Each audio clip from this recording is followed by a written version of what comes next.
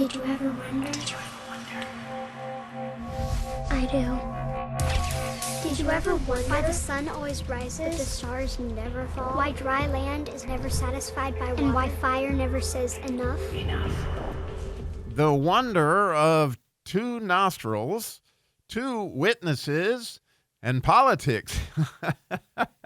Well, this morning, as you've been following me, I've been backing into the Gospel of John from Hebrew to English.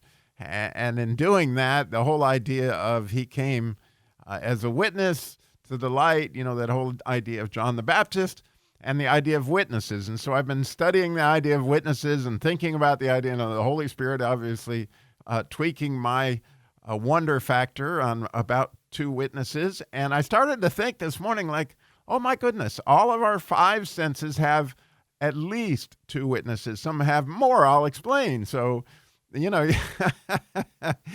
have two eyes, right? Two ears. You have one nose, but it's true, you have two nostrils. And very interestingly, they've done some studies. We're going to talk a lot about that in a minute. But then you have this sense of touch, right? And you have at least two hands and 2 feet. In other words, you got all kinds of witnesses as far as your sense of touch. And then you, of course, have the whole idea of taste. And so when you think about, and hearing, obviously, you have two ears. But when it comes to taste, you not only have your tongue, obviously, which does both some type of taste and also texture, but you also have your nose. And so it's interesting, all the witnesses that you have as far as how something tastes, because I know there are certain things that don't taste good to me just based on their texture, i.e. beans. There's other things I don't like because of the way they smell, i.e. beans. But anyway, and then there's other things that are just simply you don't like the taste, i.e. beans. However that works for you. But nonetheless, so an idea of witnesses, don't you find it fascinating, right? That so many scriptures speak about two or more witnesses. Well, you think about the idea of the witnesses that you have with your eyes, and I don't know if you're like me, but for whatever reason, I see things at a distance with my right eye, and I see things better look closer with my left eye. And so I actually wear two different contacts, one to see long ways away, which is my right eye, and my left eye is close up. And so it's very interesting to me that you've got the same thing with your hearing. You hear things differently in your right ear than you do in your left ear. And it's really cool to just do some experiments with yourself to listen to a certain noise and think about what you're feeling between, if you just close up one ear or one eye and how that works. Well, the same thing works with your nostrils.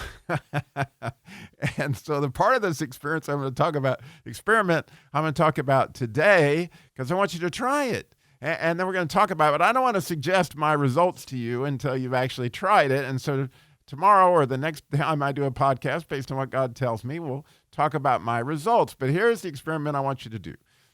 And I think you'll find it absolutely fascinating. It blew my mind because the Holy Spirit kind of tempted me to do it, and I did it, and then boy, am I glad.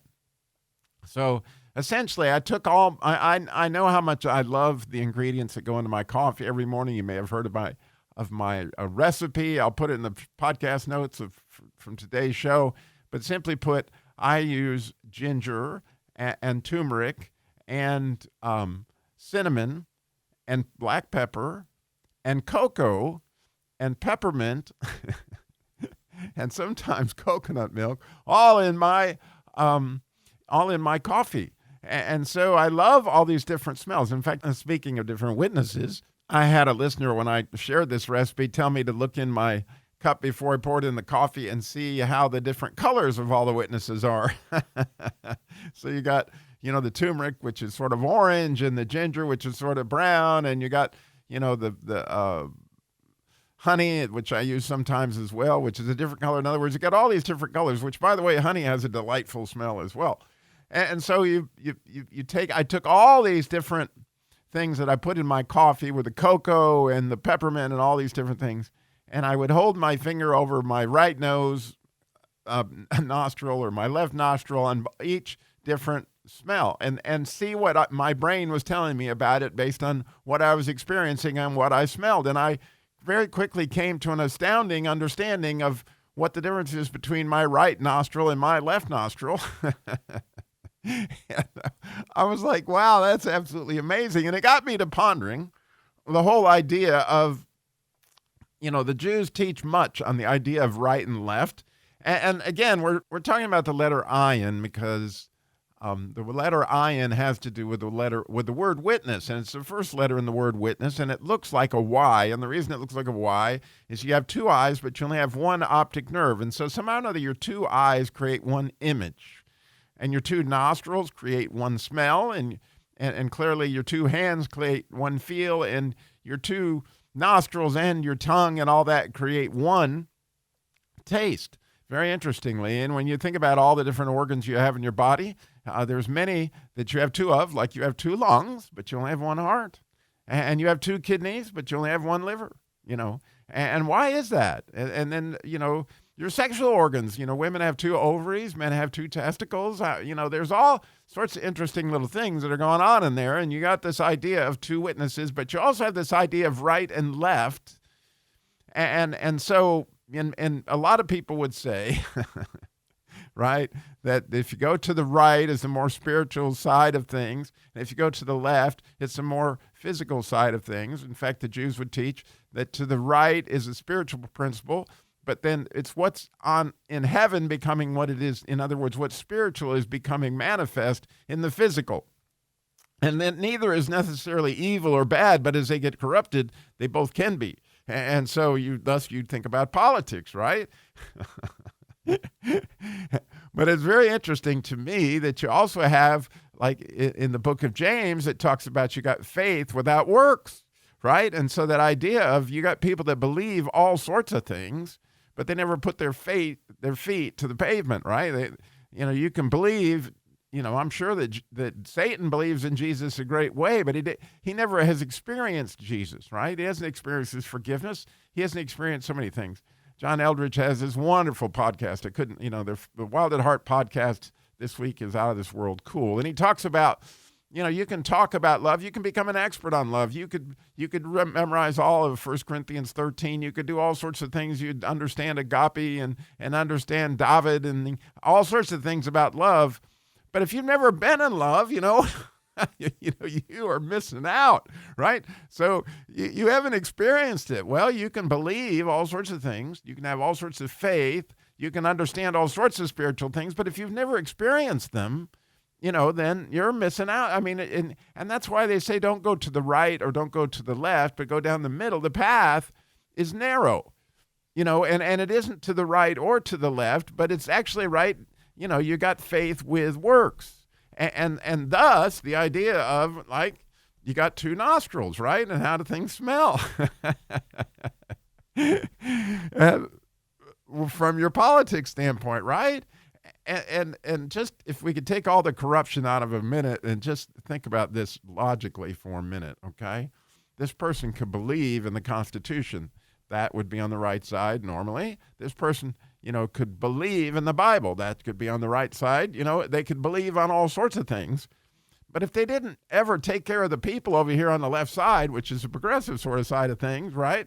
Then we're missing the boat, right? And so if you go too far to the right, you get caught up in these really bizarre behaviors. And if you go too far to the left, in other words, faith without works is dead. And works without faith is dead, okay? And so you don't get there either way, but you get there somehow by finding the middle of the whatever, the situation. And I think you'll find, if you do this experiment with your nose that I talked about, something very fascinating in your own situation, right? I love a great sermon or somebody who's doing great Bible teaching, but if they don't show you how to apply that to your life, right? I mean, it's like today's lesson, right? If you learn that you have a right and a left, or you have two witnesses, right, so you can see whether or not something is true, well, you can see that the reason that John the Baptist came was to provide proof and more depth. I don't know if you thought about it. I thought a lot about it when it comes to these witnesses and the idea. There are 4 gospels, right? And the reason that because there's 4 witnesses here. And 4 witnesses gives a great deal of depth perception. In other words, we were missing out on Matthew or Mark or Luke or John. We wouldn't have near the depth of understanding of what's there. Okay? So as we take in more information and we begin to understand, certainly what is true, now we have 2 choices. Okay? You can either do nothing or you can do something. And of course, you can obey or you can disobey. But again, you can only obey if you know what the law is, right? And so, obviously God's word's absolutely critical to the experience. But after you've experienced God's word, what is he putting on your heart to go love on somebody, right? And in other words, you got to put feet to that. You got to say, okay, I've smelled it, and I can see this smells good or this smells bad. If it smells good, what can I do to get in on what God is doing? I've tasted it, right? I've tasted and see that the Lord is good. I've tasted love and seen that's good. I've tasted encouragement and seen that's good. How can I do those things for other people, right? And so I find this whole thing like a real smorgasbord. I'm sorry it's all over the place because my mind is all over the place. And I just am sitting there and wondering, like, man, I had never thought about it. You got 2 nostrils and all this information.